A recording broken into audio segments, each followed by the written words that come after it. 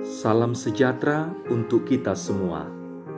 Marilah kita sejenak mendengarkan firman Tuhan. Sesudah 3 hari mereka menemukan Dia dalam bait Allah. Ia sedang duduk di tengah-tengah alim ulama sambil mendengarkan mereka dan mengajukan pertanyaan-pertanyaan kepada mereka.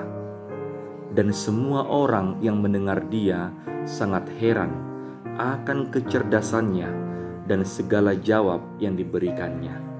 Lukas 2 ayat 46 sampai 47. Rumah adalah tempat kita bertumbuh dan berkembang.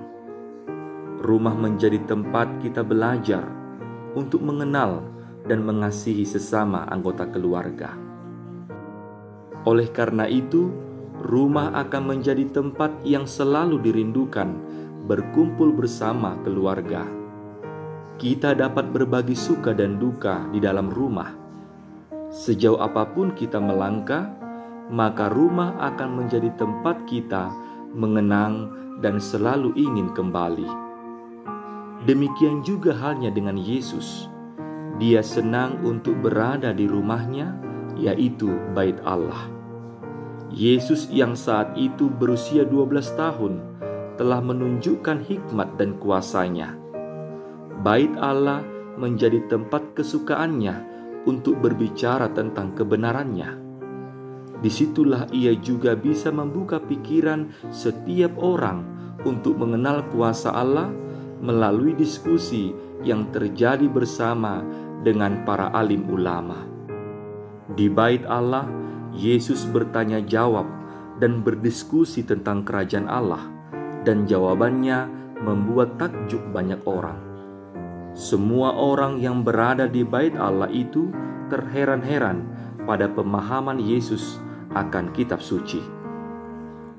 Hal yang dapat kita renungkan dari kisah Yesus semasa kecil ialah betapa pentingnya kita rindu berada di rumahnya atau gereja.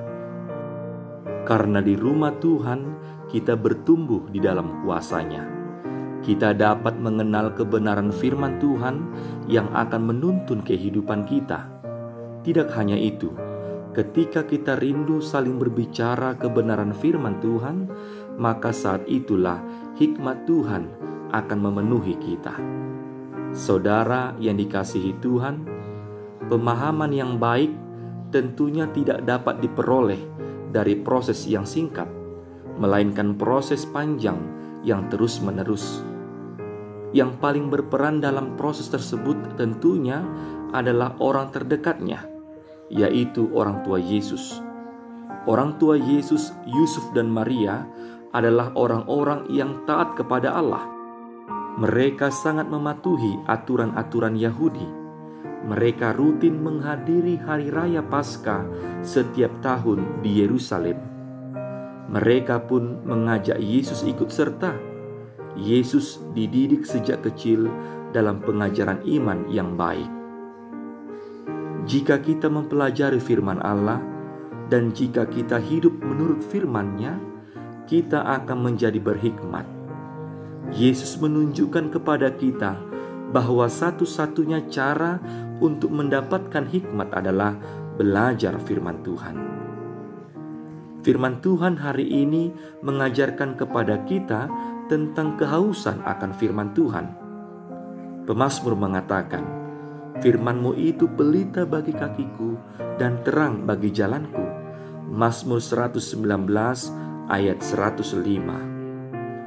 Kita akan dapat berpikir, merancang, melakukan, mengevaluasi sesuatu dalam hidup kita apabila mempunyai pisau asah yang benar, yaitu firman Tuhan.